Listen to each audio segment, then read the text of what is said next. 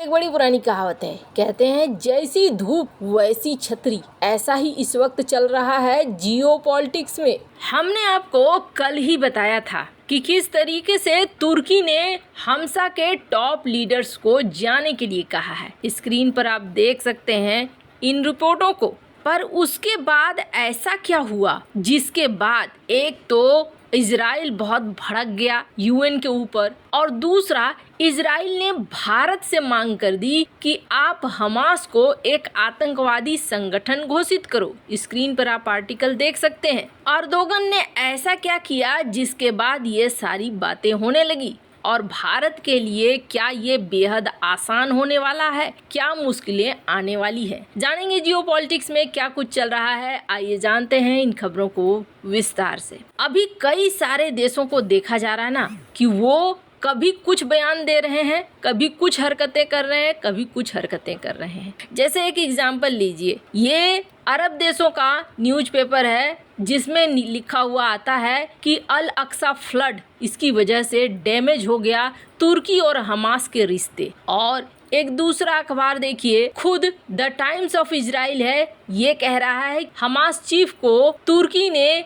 देश छोड़ने के लिए कहा है। एक तीसरा आर्टिकल देखिए, मिडिल ईस्ट आई, यहाँ पे लिखा हुआ है तुर्की ने हमास लीडरशिप को देश छोड़ने के लिए कहा है।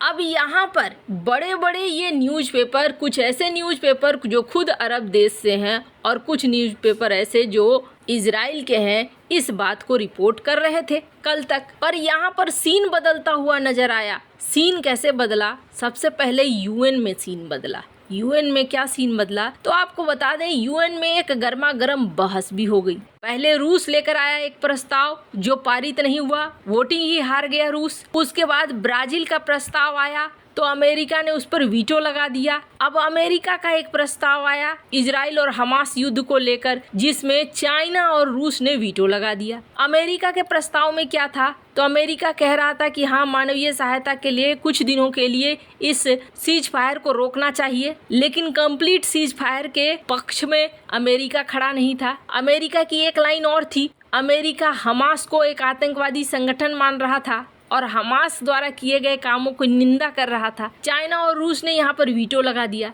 रूस ने बोला यहाँ कुछ नहीं हो रहा है, यहाँ तो सिर्फ अमेरिका अपना नाम कमाना चाह रहा है और कुछ भी नहीं हो रहा है, हम परमानेंट सीज फायर की बात कर रहे हैं। हमास के बारे में न तो चाइना ने कुछ कहा और न ही रूस ने कहा। यहाँ पर 3 देश खिलाफ आए, चाइना, रूस और यूएई। 2 देश गायब थे जब देखा कि ये प्रस्ताव पास हो जाएगा, क्योंकि मेजोरिटी अमेरिका के पक्ष में जा रही थी, तो चाइना और रूस ने यहाँ पर वीटो लगा दिया। स्क्रीन पर आप देखिए आर्टिकल। अब यहाँ पर इजराइल के जो प्रतिनिधि थे वो बहुत नाराज हुए। उन्होंने कहा कि देखो, जिस तरीके से यहाँ पर किया गया ये बहुत ही गलत है। इन्होंने जो बातें कही ना, मन को छू जाएंगी। इसलिए छू जाएंगी कि इन्होंने कहा कि हमास ने हमारे घर के अंदर घुसकर जिस तरीके से नरसंहार किया, अगर वो आप लोगों को नहीं दिख रहा है तो ये बड़ी अजीब बात है। और जिस दिन ये ऐसी ही घटना आपके घर में होगी, आप शायद हमसे भी बड़ा एक्शन लेंगे।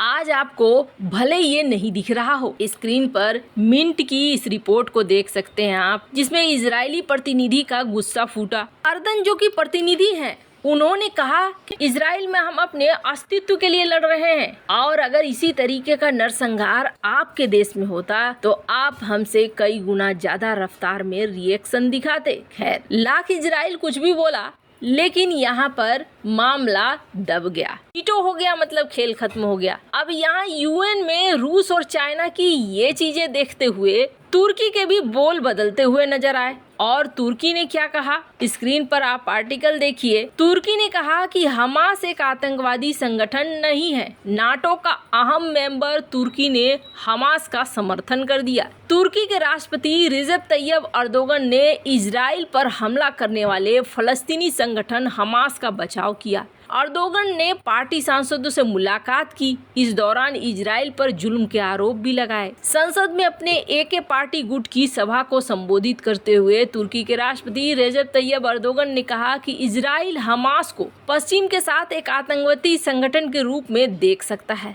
पश्चिम आपका बहुत आभारी है, लेकिन तुर्की पर आपका कुछ भी बकाया नहीं है। हमास कोई आतंकवादी संगठन नहीं है, ये मुजाहिदीनों का एक समूह है जो अपनी जमीन की रक्षा कर रहा है। इसके मेंबर्स आजादी की जंग में हिस्सा लेने वाले मुजाहिदीन हैं। वे आम नागरिकों पर हमले के खिलाफ, भले वो इजरायली ही क्यों न हो। अर्दोगन ने कहा कि इस अमानवीय युद्ध के कारण वो इजराइल के साथ जो वार्ता करने वाले थे, इजराइल जाने वाले थे, वो उन्होंने कैंसिल कर दिया। इजराइल टाइम्स ने भी इस खबर को छापा और आपको बता दें, इजराइल टाइम्स में इस चीज को लिखा गया कि ये बड़ी अजीब बात नहीं है कि अर्दोगन ये बात कह रहे हैं। लियोर हयात, इन्होंने जो इजरायली फॉरेन मिनिस्ट्री के प्रवक्ता हैं, इन्होंने कहा कि तुर्की के प्रेसिडेंट कैसे ऐसा कर सकते हैं। आईएस जिस तरीके से है उसी तरीके से हमास है। उन्होंने कहा कि ये बड़ा अजीब बात नहीं है कि अर्दोगन को शर्म महसूस नहीं होती है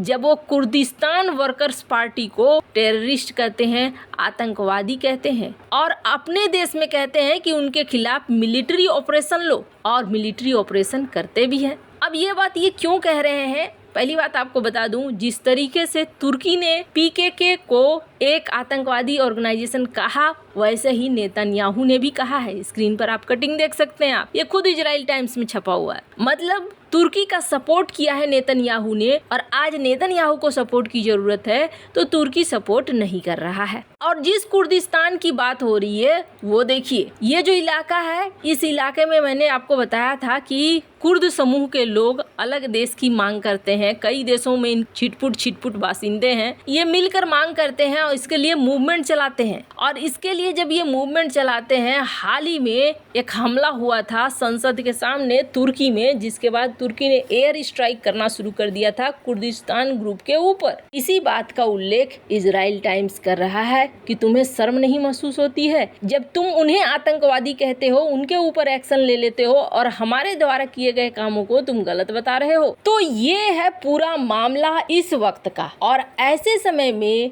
इजराइल चाह रहा है भारत का साथ। इजराइल के जो यहाँ पर हमारे यहाँ राजदूत हैं, उन्होंने भारत को कहा है कि आपने 100% तक हमारा साथ दिया है, आप हमास को एक आतंकवादी संगठन घोषित करो। ये बात खुद भारत में इजराइल के राजदूत हैं, उन्होंने कहा कि हमने भारत के अधिकारियों से इस बात को कहा है कि भारत के अधिकारी हमास को एक आतंकवादी गुट घोषित करें। इजराइल भी जानता है कि अगर भारत इस तरीके का एक्शन लेता है तो आज की डेट में भारत की जिस तरीके की पोजीशन है, इसका महत्व बढ़ जाएगा। लेकिन सवाल ये पैदा होता है कि बहुत सारी चीजें इस वक्त अटकी पड़ी हैं, बहुत सारे प्रोजेक्ट, बहुत सारे मिडिल ईस्ट देशों के साथ संबंध, बहुत सारी चीजें हैं। तो इसलिए अभी जो आप लोग देख रहे हो कि कभी तुर्की हाँ कहता है, कभी ना कहता है, रीजन यही है कि चीजें निकल कर सामने नहीं आ रही हैं और रोज के रोज सीन बदल जा रहा है। तो ऐसे में भारत क्या निर्णय लेता है, ये आने वाले समय में पता चलेगा। वैसे इन सब मामले में आपकी क्या राय है, कमेंट कर जरूर बताएं। जल्द मिलते हैं अगले वीडियो में नई खबर के साथ।